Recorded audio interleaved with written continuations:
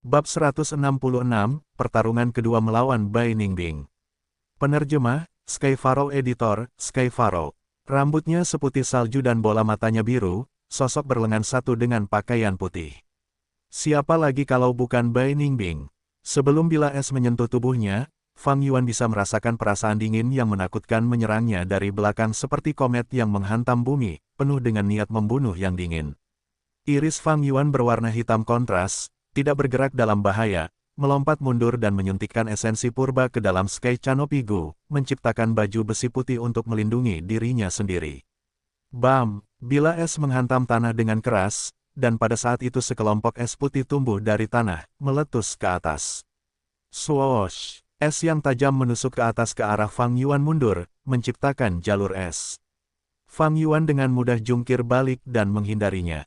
Jalan gunung itu sempit, jadi dia meluncur turun menuju lembah di sepanjang tepinya.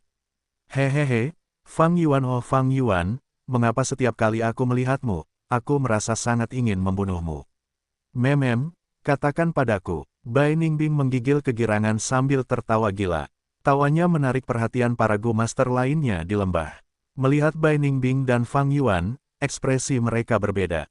Tuan Bai Ningbing, biarkan aku membantumu. Seorang Gu Master klan Bai yang awalnya berdiri di samping berteriak dan menyerang Fang Yuan.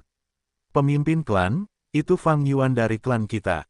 Gu Master klan Gu Yue berteriak. Aku tahu, ekspresi pemimpin klan Gu Yue Bo tidak yakin, dan dia menghindari serangan pemimpin klan Bai sambil memutuskan, berteriak, serahkan bahan-bahan itu kepada kami terlebih dahulu. Fang Yuan secara misterius menghilang sebelum gelombang serigala tiba, menyebabkan para petinggi Gu Yue merasa sangat meragukannya. Selain itu, tekanan kuat dari Gu Master klan Bai mengakibatkan tidak ada yang akan membantu Fang Yuan. Bai Ningbing melihat bantuan datang dan menjadi marah, berteriak pada orang itu, "Enyahlah, ini pertarunganku, jangan ikut campur." Tuan Bai Ningbing, Anda kehilangan lengan dan potensi pertempuran Anda berkurang.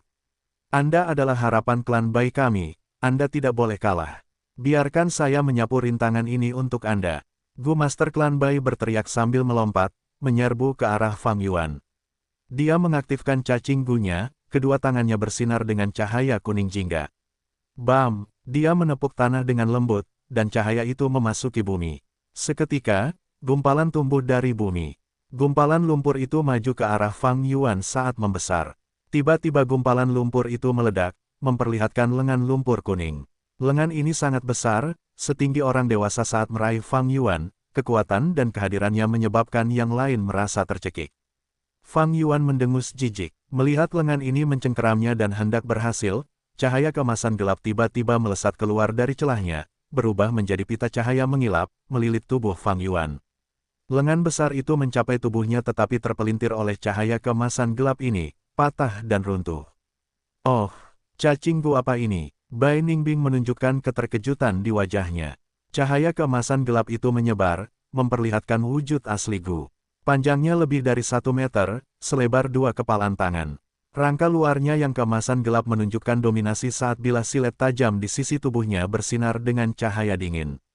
Kelabang emas gergaji. Kemari, teriak Fang Yuan, mengulurkan lengan kanannya, tinjunya terkepal. Banyak segmen kelabang emas gergaji memanjat tubuhnya dengan lincah. Tubuhnya berputar dan berputar seperti ular, melilit lengan kanannya. Mulutnya terbuka dan menelan kepalan tangan kanan Fang Yuan dalam satu mulut, sampai setengah lengan bawahnya. Ditelan, lengan Fang Yuan terayun, dan kelabang emas sepanjang 1 meter itu menggerakkan ekornya. Di udara, ia menggambar busur, mengeluarkan suara renyah. Pada saat ini, kelabang emas itu mengecilkan tubuhnya hingga maksimal, panjangnya yang hampir 2 meter menyusut menjadi 1,5 meter. Pada saat yang sama kakinya menyusut ke dalam rangka luar, hanya menyisakan 2 baris silet. Sekilas, Fang Yuan tampak seperti sedang memegang pedang raksasa tanpa gagang dengan bilah emas perak gelap. Gu Master bala bantuan terkejut, ia tidak pernah mengira bahwa kelabang emas gergaji dapat digunakan seperti ini. Gu Master membesarkan Gu, memurnikan Gu, menggunakan Gu, ketiganya membutuhkan penelitian mendalam. Metode Fang Yuan inovatif dan belum pernah terdengar, menggunakan imajinasinya hingga batasnya. Namun sebenarnya, metode ini tidak ditemukan oleh Fang Yuan. 300 tahun kemudian, bakat golongan iblis baru, setan gila gergaji mesin akan menggunakan kelabang pembunuh gergaji mesin tingkat 4, salah satu jalur kemajuan kelabang emas gergaji mesin tingkat 3.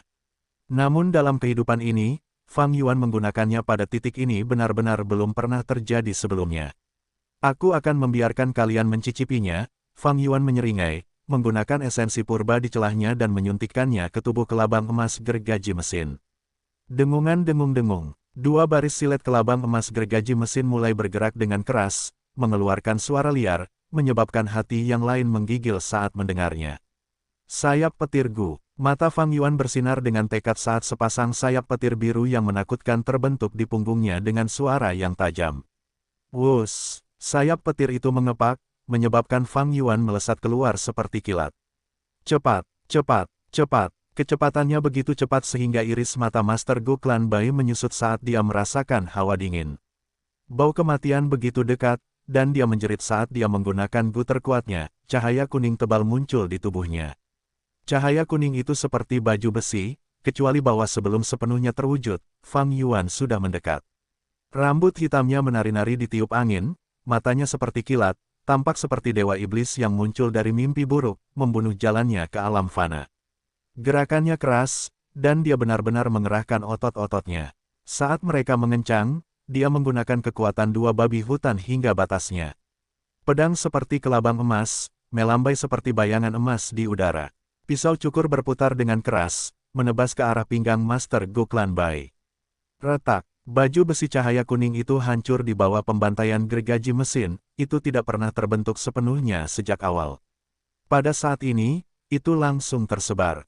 Pisau cukur itu menusuk daging seolah-olah sedang memotong mentega, dan saat Fang Yuan menjentikkan pergelangan tangannya, potongan daging itu berterbangan kemana-mana bersama darah. Tulang belakang Master Gu itu hancur dan ususnya hancur menjadi bubur.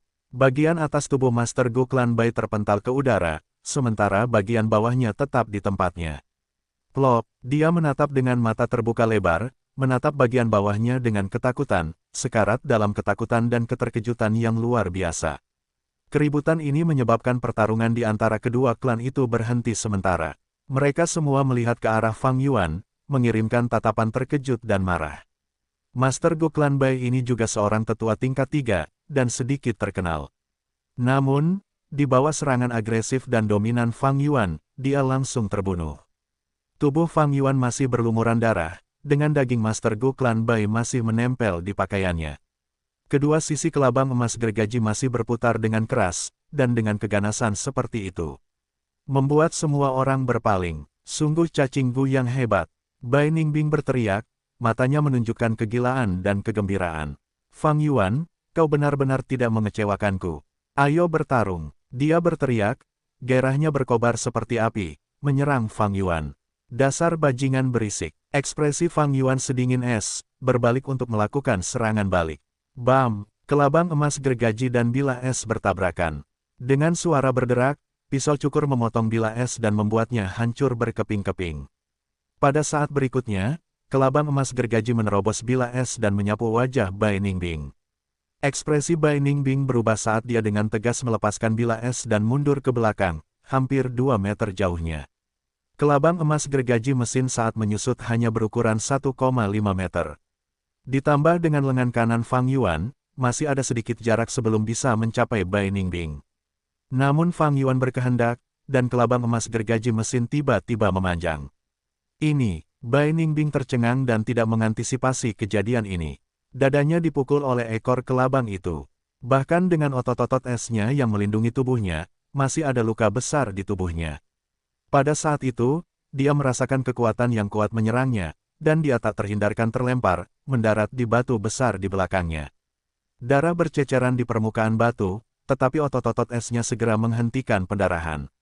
Bai Ningbing batuk dengan keras dan hendak bangun, tetapi tiba-tiba dia mendengar suara gemuruh. Suara itu tepat di samping telinganya, dan rasa bahaya yang belum pernah terjadi sebelumnya memasuki hatinya. Iris Bai Ningbing menyusut karena dia bahkan tidak mengangkat kepalanya, tetapi dengan panik berguling menjauh.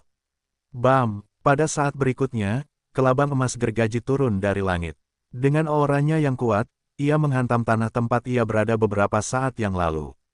Pisau cukur itu berputar dengan keras, dan batu besar itu pecah berkeping-keping. Jika pukulan ini mengenai tubuhku, aku takut.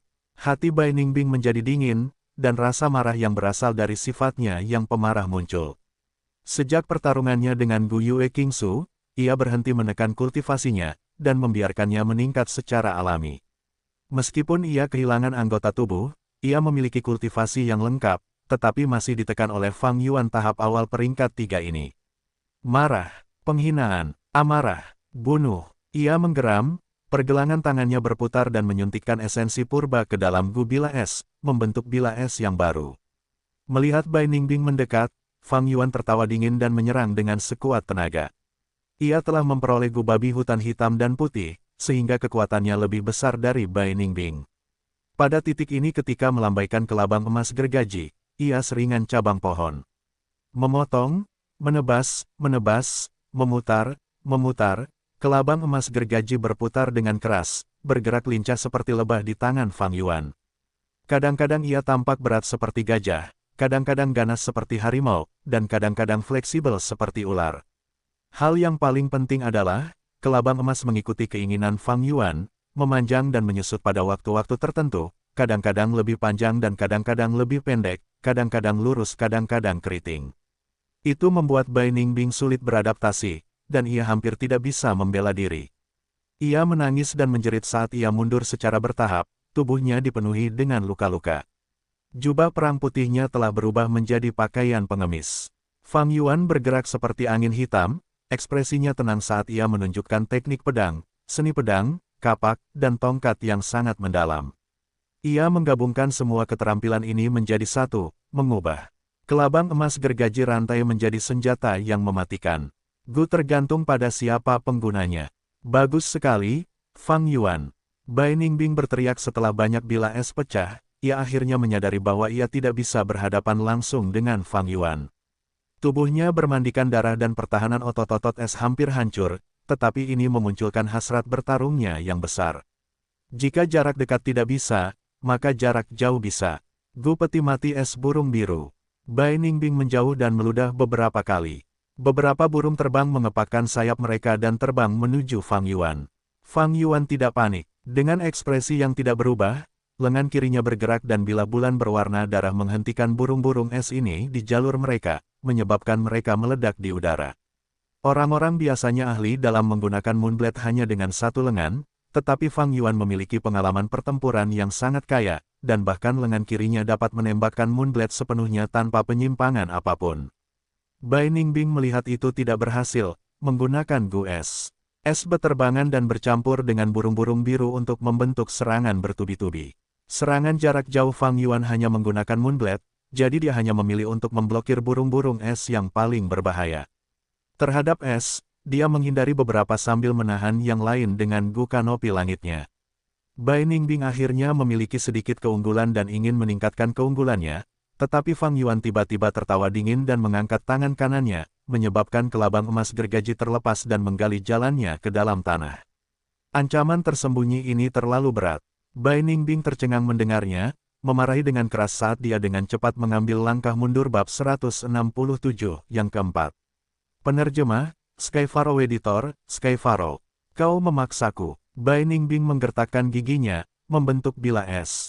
Pada saat yang sama, ia mengaktifkan Gu pusaran dan Gu angin ganas. Badai Bila Es putih muncul sekali lagi.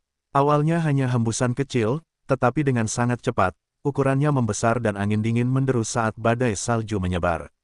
Lantai perlahan-lahan tertutup es keras, mencegah lipan emas gergaji mesin muncul dan menyerang. Badai Bila Es ini adalah gerakan unik Bai Ningbing. Jelas itu menunjukkan bakat pertempuran dari fisik jiwa es gelap utara. Ini dibentuk oleh Gu Bila Es, Gu pusaran, dan Gu angin ganas. Ketika digunakan bersama-sama, itu menciptakan sesuatu yang bisa menyerang dan bertahan.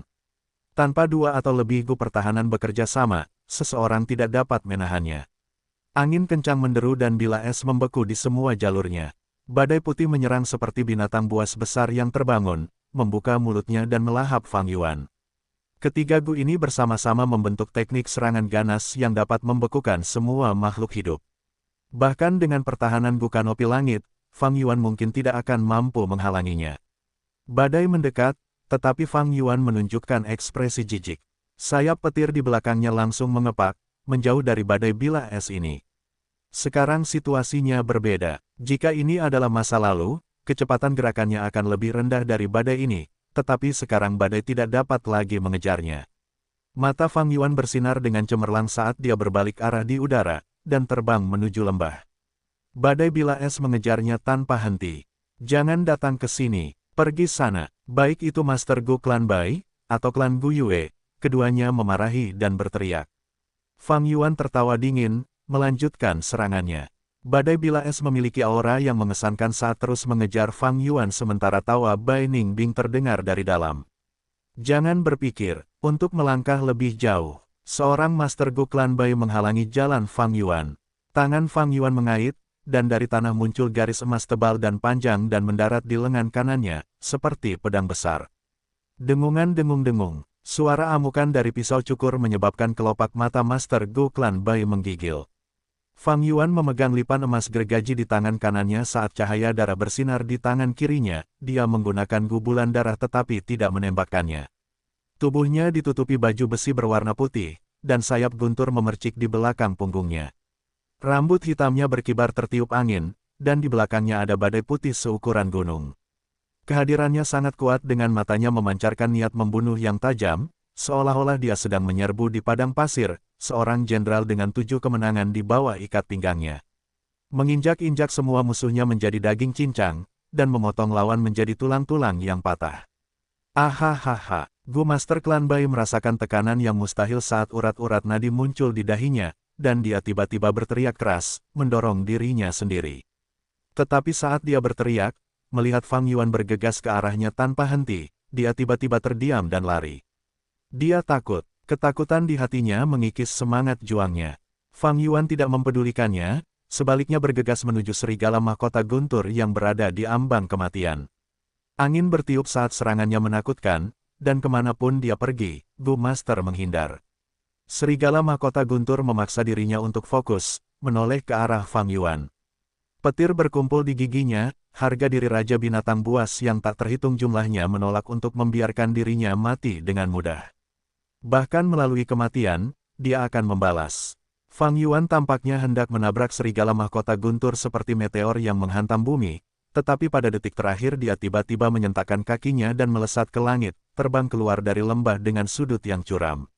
Dia baru saja terbang keluar dari lembah ketika ledakan hebat terjadi di belakangnya. Teriakan serigala mahkota guntur menyatu dengan suara badai bilah es. Jurus seperti badai bilah es dapat dikatakan sebagai mahakarya Bai Ningbing, tetapi jurus itu juga memiliki kelemahan, jurus itu tidak dapat dengan mudah ditampilkan atau dihentikan. Tentu saja, badai yang menghantam serigala mahkota guntur ini juga disebabkan oleh kepribadian Bai Ningbing. Serigala mahkota guntur sangat tertekan oleh badai putih itu. Ia sudah akan mati, tetapi sekarang ia tidak dapat melawan lebih jauh. Baju zirahnya terpotong-potong dan darah serta daging beterbangan di mana-mana, memperlihatkan kerangka putihnya, yang dengan cepat terpotong menjadi tulang. Sialan, melihat ini, pihak klan Gu Yue semuanya mengumpat. Para Master Gu klan Bai juga menunjukkan ekspresi kesakitan. Dengan Bai Ningbing melakukan ini, setelah serigala mahkota guntur mati, tidak akan ada lagi harta berharga yang tersisa di tubuhnya. Namun, Bai Ningbing tidak mempermasalahkannya. Sebaliknya, ia berputar lebih cepat, menikmati sensasi menghancurkan Raja Binatang Buas yang tak terhitung jumlahnya. Cacing-cacingku berubah menjadi sinar cahaya satu demi satu, terbang keluar dari tubuh serigala mahkota guntur. Cacing-cacing liar ini semuanya tinggal di tubuh serigala mahkota guntur, saling menggunakan untuk bekerja sama dan bertahan hidup. Sekarang setelah serigala mahkota guntur sekarat, mereka seperti awak kapal, meninggalkan kapal yang tenggelam dan melarikan diri untuk menyelamatkan diri. Tangkap mereka, cepat, hentikan Gu ini. Kedua klan berteriak bersamaan. Situasi menjadi kacau lagi saat para tetua klan saling serang untuk menghalangi satu sama lain. Kedua, pemimpin klan tidak dapat memisahkan diri, sehingga akhirnya, hanya 2 atau 3 tetua klan dengan Gu tipe gerakan yang berhasil terbang keluar dari lembah. Cacing-cacing liar berlarian kemana-mana dan Fang Yuan fokus dan mengamati, mencoba untuk membedakannya. Sayang sekali Gu pengintaianku adalah rumput telinga komunikasi bumi, itu tidak dapat meningkatkan penglihatanku. Pasti ada Gu tipe penyembuh pada serigala mahkota guntur ini, tetapi apakah aku dapat menangkapnya atau tidak, itu tergantung pada takdir. Ini murni taruhan pada keberuntungan, tetapi Fang Yuan tidak punya pilihan. Cacing Gu tipe pengintaian, ada banyak jenisnya, tetapi saat ini dia hanya memiliki rumput telinga komunikasi bumi. Sayap gunturnya menyebar dan dia bergegas menuju cacing Gu terdekat. Tubuh Gu ini ditutupi oleh cahaya biru, mencoba terbang jauh. Fang Yuan bergegas, membuka tangannya dan meraihnya. Wus! Tubuhnya memancarkan arus listrik yang kuat dan menyerang Fang Yuan. Sayap guntur terbentuk oleh petir, ia memiliki kecepatan tetapi tidak fleksibel. Fang Yuan mengerang saat dia menggunakan Sky Canopy Gu untuk menahan serangan ini. Dia bisa dengan paksa meraih Gu ini, tetapi dia dengan bijak memilih untuk menyerah. Kemampuan Gu ini sudah terekspos, ia mampu menggunakan arus listrik untuk menyerang musuh, jadi ini jelas merupakan Gu tipe serangan, tetapi Fang Yuan menginginkan Gu penyembuh sebagai gantinya. Fang Yuan menyerah dan mendekati cacing Gu lainnya. Ketika dia mendekat, dia melihat penampilan Gu ini, tubuh yang tampaknya terbuat dari kaca biru muda, terbang di udara dengan cangkang setengah lingkaran yang memiliki tanda cangkang kura-kura. Gu perisai petir, ini adalah Gu pertahanan, mampu membentuk perisai petir setengah lingkaran. Fang Yuan menyerah sekali lagi, melihat sekeliling dan menemukan target ketiganya. Tetapi saat ini, bayangan putih datang dari lembah, memegang bilah es dan meneriakkan nama Fang Yuan. Fang Yuan menghela napas, tahu bahwa Dewi Keberuntungan tidak berpihak padanya. Dia hanya bisa mengambil alternatif terbaik, meraih ke arah Gu perisai petir tepat di sebelahnya. Thunder Shield Gu menciptakan perisai petir, petir birunya yang menakutkan memercik saat mencoba menahan tangan Fang Yuan. Fang Yuan mencibir, melepaskan aura Spring Autumn Cicada. Tiba-tiba Thunder Shield Gu menjadi jinak seperti mati, menyebarkan perisainya dan jatuh ke arah hutan. Fang Yuan melambaikan tangan dan meraihnya di tangannya, melepaskan esensi purba dan langsung memurnikannya. Steel Scales Gu, riak terbentuk di sekujur tubuhnya saat dia menghilang di tempat. Fang Yuan, Bai Ningbing berteriak, saat matanya bersinar dengan petir. Ini adalah Gu mata petir tingkat 3, menggunakan kekuatan petir untuk menerobos sembunyi-sembunyi. Namun, ia tidak memiliki penglihatan tembus pandang. Fang Yuan menyadari hal ini, dan meskipun ia sembunyi-sembunyi, ia juga dapat menggunakan hutan untuk menyembunyikan dirinya. Tatapan Bai Ningbing menyapu lingkungan dan menggeram marah karena ia tidak menemukan apapun. Fang Yuan menemukan tempat tersembunyi, langsung duduk dan mengaktifkan bunga tusita, membuatnya memuntahkan batu purba. Meskipun ia adalah tingkat 3, aperture-nya hanya memiliki 42% penyimpanan esensi purba, dan meskipun ia unggul selama pertempuran sebelumnya, itu tidak dapat dipertahankan. Saat ini, aperture-nya hanya memiliki lapisan tipis esensi purba yang tersisa, yaitu sekitar 3%. Master Gu membutuhkan esensi purba untuk mengaktifkan cacing Gu. Tanpa esensi purba, kekuatan pertempuran Master Gu akan turun drastis. Bahkan dalam situasi ekstrim, mereka bahkan lebih buruk daripada manusia. Batu purba terus menyusut, esensi alami disuntikkan ke dalam tubuh Fang Yuan. Laut Purbadi, aperture-nya mulai naik secara bertahap. Dulu, saat dia berada di peringkat 1 atau 2 dan menggunakan batu purba untuk mengisi kembali esensi purbanya, itu sangat kentara. Namun sekarang setelah dia berada di peringkat 3, karena kualitas esensi purba Master Gu meningkat pesat, lebih banyak batu purba yang dibutuhkan dan waktu yang lebih lama diperlukan untuk mengisinya kembali. Suara pertarungan Master Gu terus terdengar. Setelah 8 atau 9 menit, Fang Yuan mengisi kembali esensi purba di lubangnya hingga batas maksimal. Dia keluar dari tempat persembunyiannya, menemukan bahwa 5 tetua klan telah meninggal. Di antara mereka, 3 dari klan Gu Yue, 2 dari klan Bai. Setiap tetua klan adalah aset klan. Tak disangka begitu banyak yang dikorbankan kali ini. Pertarungan Gu Yue Bo dan pemimpin klan Bai sangat sengit. Mereka merasakan sakit hati karena kekalahan mereka masing-masing, sehingga menjadi lebih agresif dalam serangan mereka. Selain itu, ada 3 kelompok petarung yang mengelilingi cacing Gu liar. Master Gu biasa tidak memiliki bantuan Spring Autumn Cicada untuk menangkap cacing Gu liar, jadi itu merepotkan. Untuk menangkap cacing Gu, mereka tidak dapat memberikan pukulan berat. Sebaliknya, mereka perlu mengukur kekuatan yang mereka gunakan. 8 hingga 9 cacing Gu telah terbang keluar dari serigala mahkota guntur. Tidak pasti berapa banyak cacing Gu yang telah mereka tangkap, tetapi 3 masih tersisa saat ini. Para tetua klan mengepung ketiga cacing gu ini, menyerang saat mereka menghalangi cacing-cacing itu sambil menghadapi halangan dari pihak lain. Hal ini menyebabkan situasi menjadi buntu, tidak ada pihak yang dapat memperoleh apapun. Gu kandang air, jebak dia. Seorang Master Gu klan Bai berteriak, menyemburkan bola air. Bola itu membesar hingga lebih dari 2 meter, menutupi cacing gu sepenuhnya dan menjebaknya di dalam. Bam! Pada saat berikutnya, sebuah moonblade emas terbang ke arah sangkar bola air dan memecahkannya dengan paksa. Cacing gu itu terbang menjauh, melarikan diri dengan selamat. Melihat cacing gu ini terbang menjauh, Gu Master Klan Bai mengutuk. Tak disangka seekor cacing gu yang berada di bawah kekuasaannya bisa lolos begitu saja. Gu Master Klan Gu Yue bahkan lebih marah. Cacing gu ini awalnya adalah hadiah pertempuran mereka, tetapi sekarang setelah klan Bai ikut campur, mereka tidak bisa mendapatkan apapun. Bajingan klan Bai, anjing yang tidak tahu malu, pergilah ke neraka. Klan Gu Yue, kalian semua sudah tamat. Klan Bai kami pasti akan bangkit dan menginjak-injak kalian semua ke tanah. Kedua belah pihak sangat marah, penuh kebencian dan kegilaan. Mereka telah bertarung sampai mata mereka memerah, dan hanya pertempuran yang tersisa di pikiran mereka. Fang Yuan melihat cacing gu terbang menjauh, jadi dia tidak punya pilihan selain melihat kedua kelompok lainnya. Masih ada cacing gu di setiap pengepungan mereka. Mungkin ada cacing gu penyembuh, tetapi itu tidak mungkin. Fang Yuan tahu bahwa dunia ini tidak memiliki hal-hal seperti keinginan yang menjadi kenyataan, tetapi meskipun demikian dia ingin mencoba. Tepat ketika dia akan bergegas dan menyerang, dia mendengar lolongan serigala seperti trompet militer, menyebar seirama, naik dan turun secara berurutan. Segera setelah itu, bertonton serigala petir bergegas turun seperti air pasang. Tidak ada kekurangan suara serigala petir yang berani dan serigala petir yang menggila, tetapi yang membuat ekspresi semua orang berubah adalah serigala raksasa seperti gunung.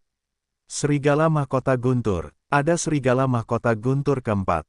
Para tetua klan berteriak karena mereka tidak bisa lagi tetap tenang. Bab 168, Serigala Petir. Penerjemah, Sky Pharaoh. Editor, Sky Pharaoh. Kawanan serigala bergerak, cepat, menyerbu seperti air pasang. Situasi berubah menjadi lebih buruk, dan kedua pemimpin klan beserta ekspresi tetua mereka berubah. Meskipun kedua klan berhasil menahan gelombang serigala, itu terjadi melalui pertempuran yang berbahaya dan merupakan kemenangan yang sia-sia. Sekarang setelah ada gelombang serigala baru yang kuat, mereka tidak punya cara lagi untuk melawannya. Seketika, kedua klan tanpa sadar berhenti bertarung. Laporan mengatakan ada 3 serigala mahkota guntur, kan? Seorang tetua klan berteriak panik. Tidak, serigala mahkota guntur ini memiliki banyak luka, dan ukuran kawanan serigala juga tidak terlalu besar. Gu Yuebo memaksa dirinya untuk tetap tenang dan menganalisis. Jangan bilang, ini serigala mahkota guntur yang menyerang desa Siong. Seorang tetua klan menepuk dahinya sambil berteriak. Ini sangat mungkin, dan kemungkinan besar benar. Para tetua klan merasa serius ketika salah satu dari mereka berkata, fakta bahwa mereka muncul di sini, bukankah itu berarti klan Siong sudah? Desa Siong sialan itu, bagaimana mereka bisa begitu tidak berguna? Bahkan tidak mampu menahan gelombang serigala. Seseorang memarahi. Tetapi beberapa orang optimis, lihat, kaki depan serigala mahkota guntur ini terluka, otot-ototnya semua telah mengerut. Mereka mengikuti suara itu dan mengamati, mendapatkan kembali sebagian moral yang hilang. Itu benar, kaki belakang serigala mahkota guntur ini berkembang, tetapi kaki depannya lebih kecil, dengan otot-otot yang menyusut. Hal ini menyebabkannya hanya menggunakan kaki belakang saat berlari, melompat ke depan seperti kanguru. Tunggu, ini sepertinya bukan serigala mahkota guntur. Pemimpin klan Bai tiba-tiba memikirkan sesuatu, menggigil. Lican petir, Fang Yuan sudah punya jawaban. 5 harimau 1 lamasu, 3 anjing pemburu 1 molosus, 10 serigala 1 lican.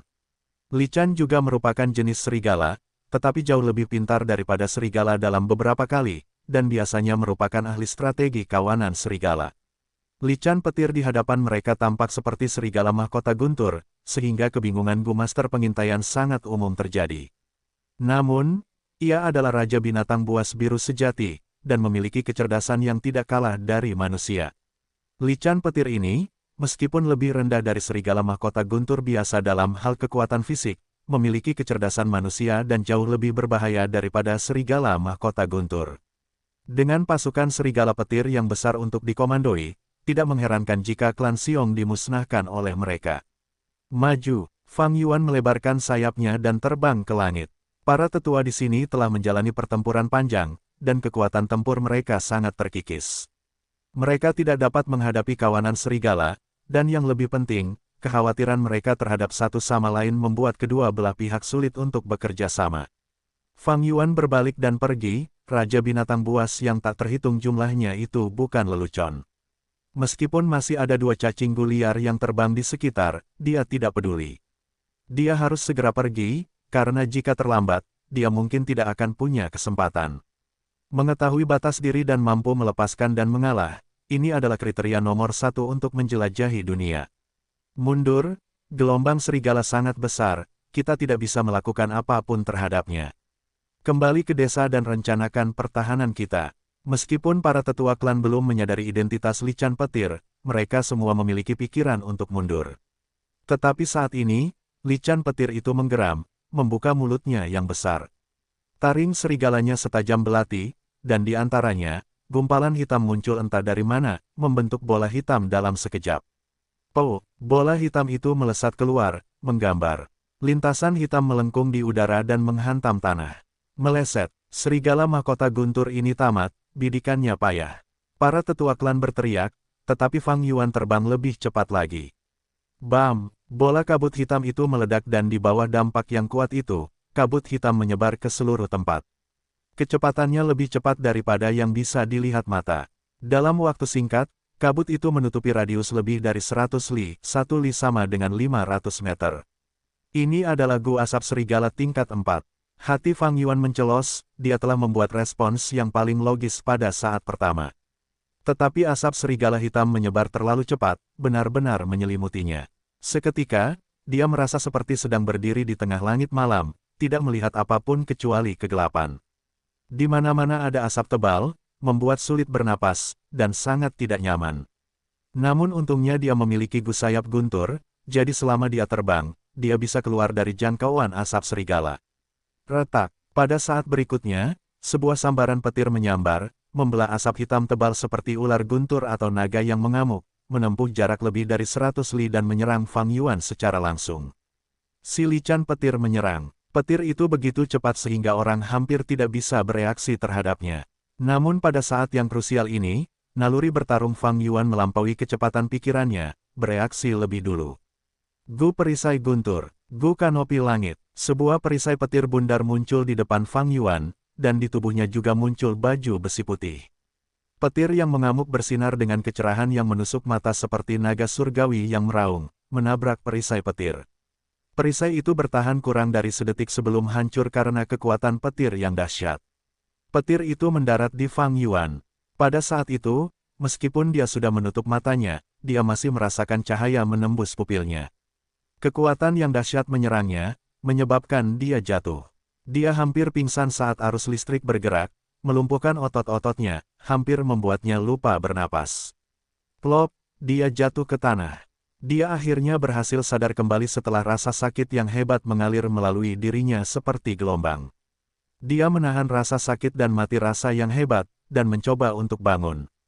Thunder Shield Gu sudah mati, sementara Thunder Wings Gu terkena dan hampir tidak bisa bertahan hidup, tidak mungkin untuk digunakan lagi. Sky Canopy Gu juga terluka parah, tampak agak putus asa. Bagaimanapun, dia terkena arus listrik yang begitu kuat. Serangan Lican Petir itu memancarkan kekuatan penuh cacing Gu tingkat 4. Semakin cacing Gu maju, semakin besar perbedaan antara alam. Untuk serangan cacing Gu tingkat 4, setidaknya dibutuhkan 2 Gu tingkat 3 untuk bertahan melawannya. Akan tetapi, Gu Perisai Petir mati karena pertempuran sebelumnya telah menyebabkannya mengalami banyak luka. Tidak kusangka bahwa Lican Petir ini begitu menghargaiku. Fang Yuan tertawa getir, mengamati sekelilingnya. Sekelilingnya gelap, penuh asap tebal, Fang Yuan tidak dapat memberi tahu arah. Hati-hati, serigala mahkota guntur itu menjadi lebih kecil, sekarang sekecil serigala petir biasa dan bersembunyi di antara kawanan, seorang tetua klan berteriak saat ini dari asap. Fang Yuan mendengarnya dan iris matanya menyusut. Lican Petir ini terlalu licik, dan sangat jahat. Mungkin ia ingin melenyapkan semua Master Gu ini, dan ketika menyerang Fang Yuan, ia menunjukkan bahwa ia tidak ingin membiarkan satu pun dari mereka lolos. Sekeliling dengan cepat bersinar dengan mata serigala yang tak terhitung jumlahnya. Suara geraman mereka dan suara angin dari kawanan serigala yang berlarian semuanya terdengar oleh Fang Yuan. Di bawah lingkungan yang begitu gelap, penglihatan Master Gu sangat terhalang. Namun kawanan serigala tidak terpengaruh, karena mereka telah kehilangan indera penciuman dan memperoleh penglihatan yang sangat baik. Aku harus segera keluar dari sini. Siapa tahu aku akan bertemu dengan lican petir itu. Bahkan jika aku tidak bertemu dengannya sekarang, hanya dikelilingi oleh kawanan serigala ketika aku hanya memiliki 40% esensi purba, itu tidak cukup untuk mempertahankan pengeluaranku. Fang Yuan dengan cepat mempertimbangkan dalam hatinya, lalu dia mengaktifkan Earth Communication Eargrass. Lebih dari 10 akar tumbuh dari telinganya dan menjulur keluar. Banyak suara yang terdengar. Ada teriakan serigala, suara pertempuran, geraman panik para tetua klan, dan teriakan sedih serigala petir saat sekarat. Terlalu membingungkan. Jangkauan Earth Communication Eargrass sangat luas, tetapi tidak dapat memahami detail kecil. Fang Yuan mengerutkan kening, hanya mendengarkan arah dengan lebih sedikit suara. Namun, dengan cepat ia bertemu dengan sekawanan serigala yang terdiri dari lebih dari 100 serigala. Serigala petir berlari dari asap hitam, masing-masing ganas seperti biasa. Fang Yuan memanggil Chainsaw Golden Centipede dan mengaktifkan Sky Canopy Gu. Pisau cukur berputar dengan keras dan kelabang itu seperti pedang besar, memotong asap hitam dan mendarat di tubuh serigala, menyebabkan hujan darah dan tulang. Fang Yuan menyerang seperti perahu yang mencoba mendayung menanjak, menghilangkan rintangannya. Banyak serigala petir mati di bawah Chainsaw Golden Centipede. Namun kemudian yang kedua, ketiga, mereka terus menyerangnya. Likan petir ini terlalu jahat dan jahat, benar-benar membuat serigala petir mengepung kita dari belakang. Fang Yuan telah bergerak ke satu arah, dan setelah beberapa saat berlari, dia menyadari kebenarannya sekaligus setelah dia terus menghadapi serigala petir. Dia bertarung sambil mundur. Setelah beberapa saat, dia bermandikan darah. Tekanannya terlalu besar, sekelilingnya tertutup kegelapan, dia tidak dapat melihat apapun. Kawanan serigala menyerbu dari segala arah, dan sulit baginya untuk menghadapinya sendirian. Gu Yuebo, apa yang kamu katakan? Pada saat ini, pemimpin klan Bai berkata dari dalam asap hitam. Baiklah, mari kita bekerja sama dan keluar dari sini terlebih dahulu. Teriak Gu Yuebo, menjawab dengan cepat. Ini adalah keadaan yang dipaksakan dari situasi ini, hanya melalui kerja sama mereka dapat memiliki kesempatan untuk bertahan hidup. Jika tidak, dengan bertarung sendirian, mereka akan segera menghabiskan semua esensi purba mereka pada serigala petir dan diubah menjadi makanan. Itu pasti akan menjadi akhir yang buruk. Lolongan, persetan. Pada saat berikutnya, dengan teriakan serigala, ledakan hebat terdengar dan kedua pemimpin klan berteriak, tidak lagi dapat mengatur para tetua klan. Jelas, lican petir itu keluar dan melakukan serangan diam-diam. Bagaimanapun, ia memiliki kecerdasan manusia. Begitu ia menyerang, ia mampu mengganggu rencana kedua pemimpin klan, dan merusak aliran perlawanan para tetua klan. Tanpa kedua pemimpin klan untuk menekan situasi, bagaimana para tetua klan dapat bekerja sama dengan tulus? Ini adalah pertanyaan besar. Aku tidak dapat melanjutkan. Pengeluaran esensi purbaku terlalu tinggi. Aku perlu meminjam kekuatan dari orang lain. Setelah membunuh beberapa saat, Fang Yuan merasa kelelahan. Ia memiliki kekuatan dua babi hutan, tetapi sekarang ia merasa sangat sakit di sekujur tubuhnya. Esensi purba miliknya tidak lagi cukup. Dia memiliki luka di sekujur tubuhnya, tetapi dia terpaksa berhenti menggunakan Sky Canopy Gu. Tubuh kelabang emas gergaji mesin itu redup, pisau cukurnya sudah dalam kondisi buruk.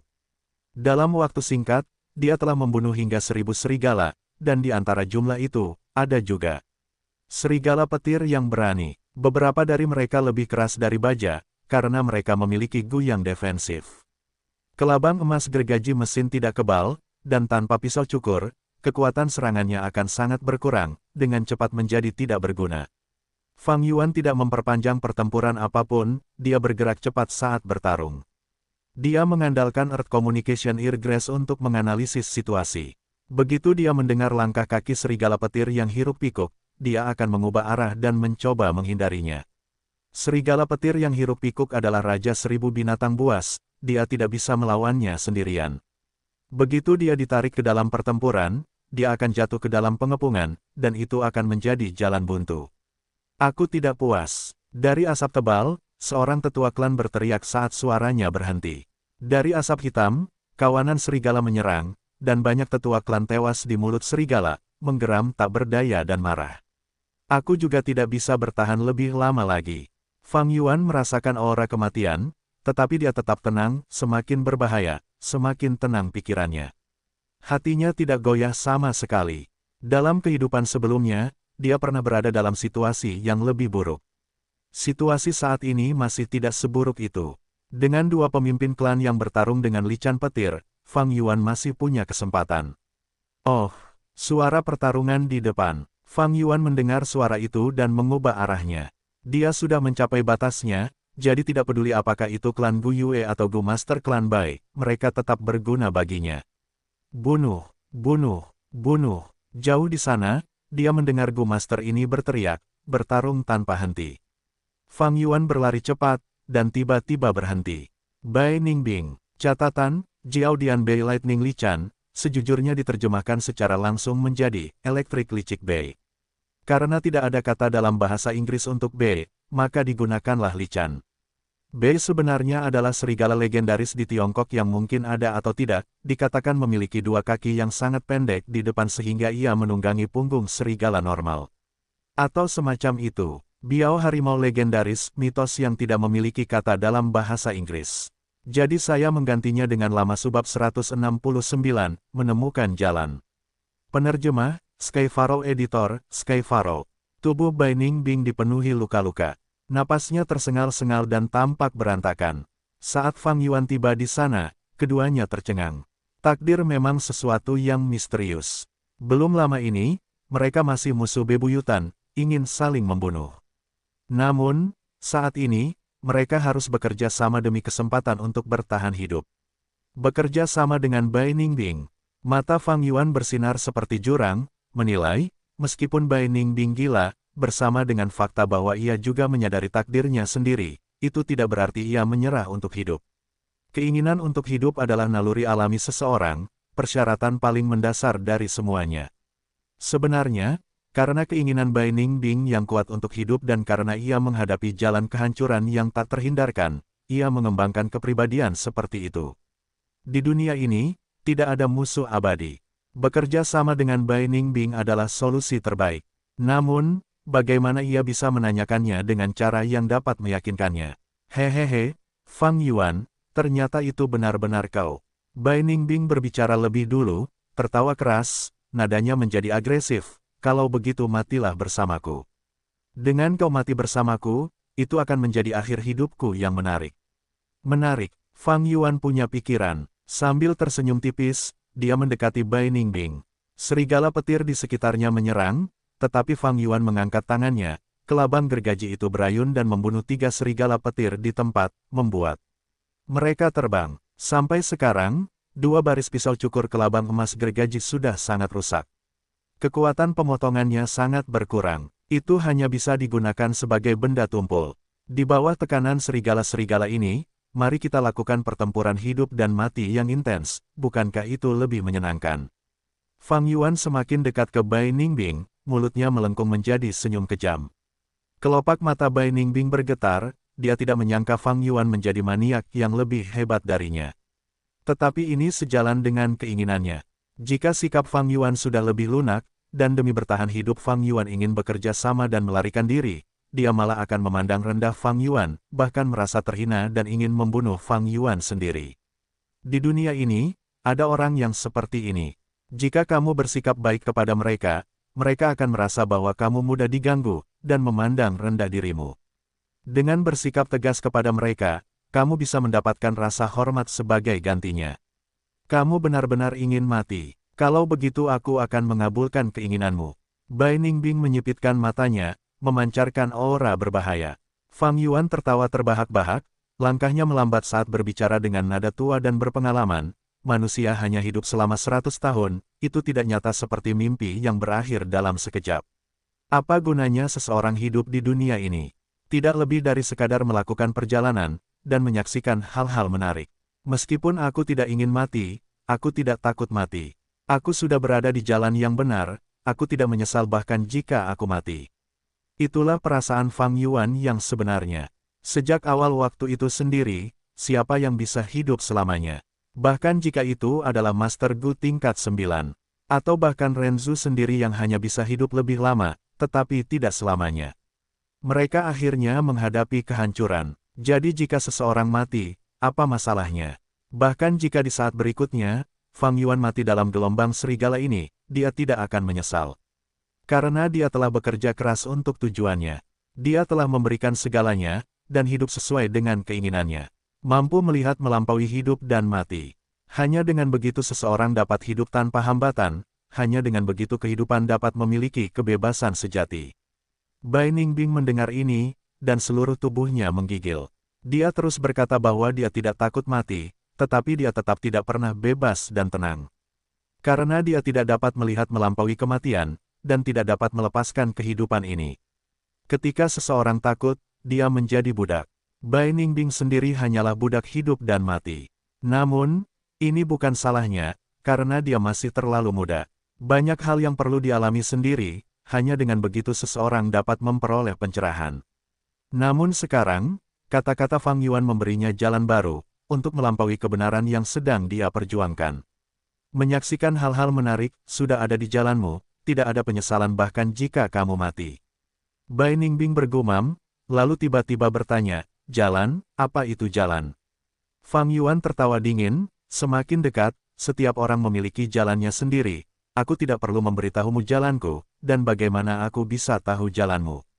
Di dunia ini, banyak orang tidak memiliki jalan sepanjang hidup mereka, sementara beberapa orang terus berjalan di jalan mereka dengan terus-menerus berjuang, mencoba menemukan tempat perlindungan di dalam kegelapan. Mata biru Bai Ningbing tiba-tiba bersinar dengan cahaya yang menyilaukan. Jalan, benar, aku harus menemukan jalanku. Pada saat ini, kegembiraan di hatinya tidak mungkin dipahami oleh orang lain. Dia seperti seorang pria, dengan getir mencari seorang gadis tetapi tidak berhasil, tetapi suatu hari dia menemukan metode yang benar. Atau seperti seorang pemburu harta karun, terhalang pada teka-teki terakhir untuk waktu yang lama, tetapi suatu hari dia menemukan metode untuk memecahkan teka-teki itu. Atau seperti pertanyaan yang sulit, berpikir selama bertahun-tahun tanpa jawaban, tetapi tiba-tiba menemukan metode untuk menyelesaikannya. Bai Ningbing tidak memiliki jalan dan tidak dapat menemukan makna hidupnya, sehingga dia merasa tersesat. Fang Yuan tidak dapat mengatasi perasaan tersesatnya, tetapi dari pinggir lapangan ia dapat memberinya harapan. Memberikannya penghiburan untuk menghadapi kematian, selama Anda berada di jalan Anda, bahkan jika Anda mati tidak ada penyesalan. Dengan demikian, kematian tidak lagi begitu menakutkan. Saya merasa bahwa saya akan menemukan jalan saya sendiri. Bai Ningbing mengepalkan tangannya, ekspresinya menjadi sangat bersemangat. Ia menatap ke arah Fang Yuan, berkata dengan penuh arti, saya akhirnya mengerti perbedaan kita. Anda berada di jalan Anda sendiri, tetapi saya masih berusaha menemukan jalan saya sendiri. Hehehe, ia tiba-tiba tertawa, ekspresinya berubah menjadi gila. Fang Yuan, jika Anda ingin bertarung, saya setuju. Tetapi tidak sekarang, mari kita bekerja sama. Saya memiliki gumata petir, tetapi penglihatan saya terhalang, hanya mampu melihat 30 langkah ke depan. Setelah kita melarikan diri dari sini, mari kita bertarung di lain hari. Mampu bekerja sama dengan musuh bebuyutan saya, tidakkah Anda merasa itu lebih menarik, lebih menyenangkan? Oh, bagaimana saya bisa mempercayai Anda? Aku tidak memintamu untuk percaya padaku. Kau dapat memilih untuk percaya padaku, atau tidak. Kau dapat mempercayakan punggungmu padaku, atau kau dapat menyerang kapan saja, dan menyelinap menyerangku. Hehe, itu semua tergantung pada suasana hatimu. Bai Ningbing mengangkat bahu sambil tersenyum, menunjukkan sikap acuh tak acuh bawaan. Asap tebal ada di mana-mana, dan sekeliling mereka diterangi oleh teriakan serigala. Mata Fang Yuan menyipit saat dia mempertimbangkan saran Bai Ningbing. Meyakinkan seseorang sangat sulit, tetapi sangat sederhana. Yang penting adalah memahami pikiran mereka secara akurat. Baiklah. Fang Yuan mengulurkan tangannya dan membelai baju besi kelabang emas gergaji, mengangkat kepalanya, tapi waspadalah terhadap serangan diam-diamku kapan saja. Hehehe, mulut Bai Ningbing melengkung, tersenyum sangat licik. Gelombang udara bertiup saat asap hitam menghilang, dan lengan-lengan yang patah bergoyang tertiup angin. Dalam asap tebal, untuk menentukan arah, itu sulit. Semakin sempit penglihatan mereka, semakin mudah tersesat. Bai Ningbing memiliki Lightning Eye Gu dan dapat melihat hingga 50 langkah ke depan. Namun sekarang, penglihatannya terhalang oleh asap tebal, jadi dia hanya dapat melihat kurang dari 30 langkah ke depan. Namun, ini sudah jauh lebih baik daripada penglihatan normal Fang Yuan. Sementara Bai Ningbing memiliki Lightning Eye Gu, dia tidak dapat melihat seluruh topografi, dan tidak memiliki pemahaman yang jelas tentang situasinya. Dia hanya dapat melihat apa yang ada di depannya, dan kadang-kadang dia bahkan menabrak kawanan serigala dan dikepung oleh mereka. Fang Yuan di sisi lain, memiliki Earth Communication Eargrass. Asap mengurangi penglihatan, tetapi tidak dapat menghalangi suara yang ditransmisikan. Lingkungan di sekitarnya berisik, dan rumput telinga komunikasi bumi dapat mendengar hingga 200 langkah jauhnya, tetapi Fang Yuan hanya dapat bergerak sesuai dengan suara tersebut. Penglihatannya terlalu sempit, hanya dapat melihat pohon atau batu tepat di depannya. Tanpa apapun untuk dibandingkan, dia tidak dapat menentukan arahnya. Kerjasama, Gu Mata Petir Bai Ningbing, bersama dengan rumput telinga komunikasi bumi Fang Yuan. Kedua Gu tersebut bersama-sama, saling melengkapi, menyebabkan situasi menjadi lebih mudah. Ini adalah sisi selatan. Menuju ke arah ini, kita akan sampai ke desa Guyue. Mata Bai Ningbing bersinar dengan kilat saat dia berkata, "Tidak, ada terlalu banyak kawanan serigala di sana, kita harus mengambil rute memutar." Telinga kanan Fang Yuan memiliki akar yang berterbangan di sekitarnya. "Hehe, kalau begitu kita akan berputar ke arah tenggara, bagaimana?" Bai Ningbing menjilat bibirnya. Fang Yuan berjongkok, menjulurkan akar ke dalam tanah dan mendengarkan dengan saksama. Selama periode itu, serigala petir yang menyerbu semuanya dibunuh oleh Bai Ningbing. Fang Yuan mendengarkan sebentar, sebelum berdiri, ada celah di arah tenggara, tapi kita harus cepat, celah itu akan terisi. Kalau begitu, mari kita serang. Bai Ningbing berkata, tetapi tidak segera bergerak. Dia masih sedikit waspada terhadap Fang Yuan. Dia tidak berani menyerang lebih dulu dan memperlihatkan punggungnya kepada Fang Yuan. Fang Yuan tertawa dingin, dia juga penuh keraguan terhadap Bai Ningbing. Akhirnya, keduanya saling membunuh dengan jarak 5 langkah di antara mereka. Serigala petir melolong, berusaha membunuh mereka. Namun, dengan mengandalkan Gu Mata Petir dan rumput telinga komunikasi bumi, Fang Yuan dan Bai Ningbing dapat menghindari musuh yang kuat dan terus berkeliaran, menemukan kesempatan untuk menerobos. Keuntungan memiliki informasi terungkap di sini. Bai Ningbing dan Fang Yuan, jika sendirian, mereka akan terjebak oleh banyak serigala. Namun, sekarang setelah mereka bekerja sama, mereka dapat mengendalikan inisiatif dan mulai bersenang-senang. Setelah menyerbu beberapa saat, jalan di depan mereka tiba-tiba menjadi jelas, dan sinar matahari yang terang membuat mereka berdua menyipitkan mata. "Kita keluar." Bai Ningbing tertawa keras. Fang Yuan menoleh ke belakang, hanya untuk melihat tabir hitam tebal di belakangnya, seolah-olah sebuah pot hitam telah menutupi seluruh gunung. Asap pekat terus mengeluarkan suara ledakan dan jeritan. Jelas kedua pemimpin klan masih bertarung dengan lican petir itu. Tidak kusangka bekerja denganmu sebenarnya cukup menyenangkan. Bai Ningbing membalikkan tubuhnya, tersenyum tipis. "Aku juga merasakan hal yang sama." Fang Yuan juga tersenyum tipis. Namun di saat berikutnya, kedua mata mereka bersinar tajam. Ice Blade Gu, kelabang emas gergaji mesin. Ice Blade panjang itu memotong udara dengan cahaya dingin. Kelabang emas tebal itu menyerang secara langsung dan membawa lolongan angin. Bam! Kedua belah pihak bertabrakan. Ice Blade memotong luka di tubuh kelabang emas, tetapi patah tepat setelahnya. Fang Yuan dan Bai Ningbing sama-sama mundur selangkah, kedua mata mereka memancarkan niat membunuh yang kuat. Kerja sama sementara mereka tidak dapat mengubah status musuh mereka. Rambut hitam Fang Yuan menari-nari tertiup angin, sementara kemeja putih Bai Ningbing bergoyang, keduanya memiliki terlalu banyak kesamaan. Tepatnya mengapa mereka menjadi musuh alami. Iris hitam melawan bola mata biru, hampir menciptakan percikan di udara. Kedua niat membunuh mereka perlahan menghilang. Ini hanyalah orang yang sedang sekarat. Bahkan tanpa campur tanganku, surga akan mengambil nyawanya. Yang terpenting sekarang bukanlah Bai Ningbing, melainkan teratai harta karun esensi surgawi. Begitu Lican Petir menyerang desa Guyue, kemungkinan besar permainan akan berakhir.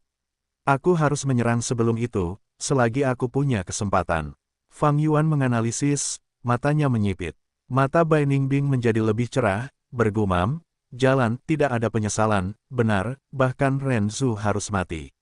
Manusia hidup dan mati. Jadi selama aku bisa menjalani kehidupan yang menarik, apa salahnya bahkan jika aku mati? Berpikir demikian, matanya bersinar dengan kecemerlangan yang intens. Hahaha, akhirnya aku menemukan jalanku, dan itu adalah menyaksikan kecemerlangan dunia ini. Fang Yuan, kita akan bertarung di lain hari. Aku berharap saat itu, kematianmu dapat membawa sedikit cahaya ke dalam hidupku. Mengatakan demikian, dia melompat mundur terus-menerus. Setelah menjauh beberapa jarak, dia berbalik, pergi. Meskipun dia dalam keadaan berantakan, tubuhnya penuh luka dan wajahnya tertutup jelaga, dengan hanya satu lengan yang tersisa, tetapi punggungnya tegak seperti pedang, dia tidak lagi tersesat. Dia telah menemukan jalannya. Dengan kata lain, dia benar-benar telah menjadi dirinya sendiri. Bab 170, bisakah darah keadilan yang tak tergoyahkan menjadi dingin? Penerjemah, Skyfaro. Editor, Skyfaro. Fang Yuan memperhatikan sosok Bai Ningbing berjalan hingga dia berada jauh. Saksikan kecemerlangan dunia ini. Kedua pupil hitamnya bersinar dengan cahaya yang mengesankan. Bai Ningbing yang tidak lagi bingung lebih berbahaya dari sebelumnya.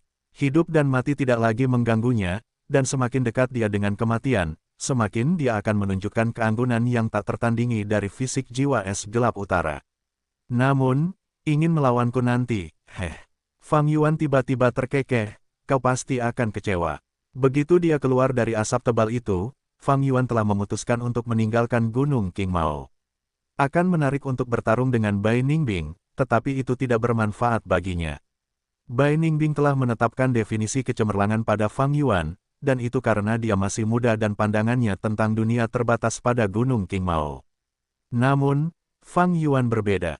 Dalam rencana besarnya sejak kelahirannya kembali, Gunung Qingmao hanyalah titik awal. Selama hati memiliki ambisi besar, seseorang pasti berpikiran luas, tidak dibatasi oleh detail-detail kecil dengan orang lain. Sudah waktunya untuk pergi, Lican Petir lebih licik dan lebih sulit ditangani daripada serigala mahkota guntur. Hanya dengan kekuatan klan Bai atau klan Guyue saat ini, akan sulit untuk menahan serangannya. Kecuali jika seorang ahli peringkat 5 muncul dan membalikkan keadaan, atau mungkin jika kedua klan bersekutu. Klan Bai dan klan Guyue memiliki dendam yang dalam satu sama lain, mereka akan bersekutu jika situasinya sampai pada titik itu, tetapi aliansi itu tidak akan tulus. Fang Yuan tidak optimis tentang prospek ini. Keadaan Gunung Qingmao akan ditentukan oleh pertempuran ini. Jika kedua pemimpin klan terbunuh oleh serigala petir, Gunung Qingmao akan menjadi wilayah serigala petir. Jika salah satu pemimpin klan selamat, maka dengan aliansi, klan lainnya hanya akan menjadi umpan meriam. Jika serigala petir terbunuh, kedua klan pasti harus merehabilitasi diri karena korban yang parah. Klan akan membereskan urusan internalnya dan aku akan diselidiki. Fang Yuan dapat dengan jelas melihat perubahan yang dapat terjadi melalui ini. Ini adalah dunia Gu, dan di sini kekuatan individu dapat menguasai kelompok. Dengan demikian, semakin tinggi kultivasi seorang Master Gu, semakin besar kekuatan yang dimilikinya untuk membalikkan keadaan. Tidak peduli klan Bai atau klan Guyue atau kawanan serigala petir, selama ahli peringkat 4 lainnya muncul di antara mereka, hasilnya akan menjadi kesimpulan yang sudah pasti. Namun, tidak peduli situasinya, mereka semua tidak menguntungkan bagi Fang Yuan. Sudah waktunya untuk pergi. Meskipun aku masih kekurangan Gu penyembuh yang ideal, bagaimana seseorang bisa mendapatkan semua yang diinginkannya? Setelah kembali ke desa, aku akan mengambil teratai esensi surgawi dan kemudian mengambil Gu penyembuh dari gudang klan sebelum. Segera pergi. Fang Yuan menoleh ke belakang untuk terakhir kalinya, suara ledakan hebat masih terdengar dari asap hitam. Dia berbalik dan pergi, bergegas menuju desa Guyue. Dengan statusnya sebagai tetua, dia bisa dengan paksa membuka gudang klan dan mengambil batu purba serta cacing Gu. Terjadi keresahan di mana-mana, orang-orang ketakutan, inilah saat terbaik untuk memanfaatkan situasi. Jika kesempatan ini dilepaskan, tidak peduli apapun hasil pertempurannya, situasi umum akan ditetapkan, sehingga sulit untuk memanfaatkannya. Gu Thunderwings tidak dapat digunakan untuk saat ini, jadi Fang Yuan hanya bisa berlari cepat melewati hutan. Gelombang serigala telah menghancurkan semua yang ada di jalurnya, membuat jalur yang dulunya berbahaya menjadi damai dan aman. Segera, Fang Yuan dapat melihat desa Gu Yue di Cakrawala. Siapa kamu? Fang Yuan segera berhenti, dua orang asing muncul di depannya. Keduanya mengenakan pakaian Gu Master. Salah satunya adalah seorang pria tua. Dia tinggi dan punggungnya tegak lurus, memberikan kesan kokoh seperti gunung dan sedalam kolam yang dalam. Bagian yang paling menarik perhatian adalah topeng tembaga yang dikenakannya di wajahnya. Topeng itu berdesain polos dan memberikan kesan antik. Ada 3 lubang di atasnya, memperlihatkan mata dan mulut pemakainya. Matanya menunjukkan perubahan hidup dan memperlihatkan aura yang agung dan benar. Bibirnya mengerucut ke atas, kontur di antaranya setajam pisau, mengisyaratkan tekad kuat pria ini. Topeng itu tidak menutupi telinganya, memperlihatkan rambut pelipisnya yang memutih dan memperlihatkan bahwa pria ini seharusnya sudah berusia lebih tua. Orang di sebelah pria itu adalah seorang pemuda dengan alis yang setajam pedang, dan mata yang cerah dan bersinar, sesekali memancarkan tatapan tajam yang tampak seperti elang atau harimau. Melihat penampilannya, usia pemuda itu seharusnya mirip dengan Fang Yuan. Namun, ikat pinggang orang ini memiliki pelat perak di atasnya, diukir dengan karakter 3. Begitu muda dan sudah menjadi Gu Master peringkat 3, ini menunjukkan bakat luar biasa dalam kultivasi. Ini adalah seorang jenius muda.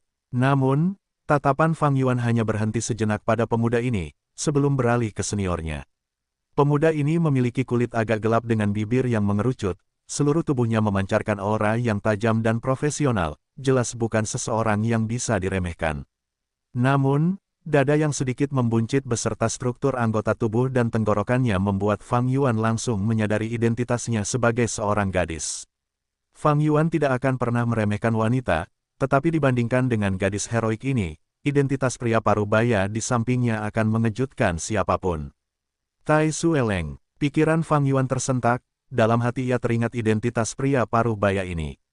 Pria itu mengenakan topeng tembaga, dan pelat batu kecubung persegi di ikat pinggangnya diukir dengan karakter 5. Ia adalah Master Gu tingkat 5, penegak hukum, detektif hebat, penyelidik nomor 1 di perbatasan selatan, penyelidik ilahi Tai Sueleng. Ia tidak memihak dan tanpa ampun dalam menegakkan keadilan. Banyak kultivator jalur iblis telah ditangkap olehnya dan banyak karakter keji dipenggal.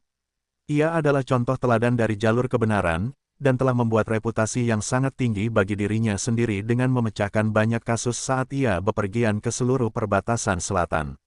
Adik kecil, harap tunggu. Tai Sueleng menangkupkan tangannya ke Fang Yuan. Dia telah lama dikenal dan juga seorang Gu Master peringkat 5, tetapi sikapnya sopan dan ramah. Melihat kondisi adik laki-laki yang terluka dan penampilannya yang tergesa-gesa, apakah pemimpin klan dan para tetua yang terhormat mengalami masalah? Tanyanya. Fang Yuan secara otomatis mengubah ekspresinya menjadi cemas dan heran, sementara di dalamnya bercampur keraguan dan ketakutan. Siapa kalian? Bagaimana kalian tahu ini? Benar, kami mengejar serigala mahkota guntur tetapi kami mendapat masalah karena bertemu dengan lican petir. Aku bergegas kembali untuk meminta bala bantuan. Aku Tai Sueleng, aku sekutu, bukan musuhmu. Aku baru saja datang dari desa Gu Yue.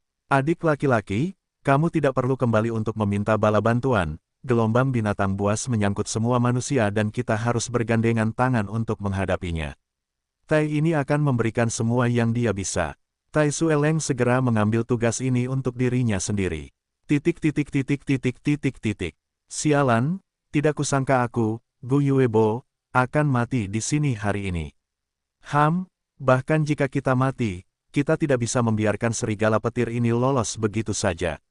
Pemimpin klan Gu Yue dan pemimpin klan Bai penuh dengan luka dan hampir menghabiskan esensi purba mereka. Saat ini, mereka bisa merasakan aura kematian yang mengerikan. Asap tebal telah menghilang, semua tetua telah meninggal, dan hanya 2 pemimpin klan ini yang tersisa. Serigala petir itu juga tidak bernasib baik. Tubuhnya memiliki beberapa luka dalam yang dapat dilihat dari tulang-tulangnya.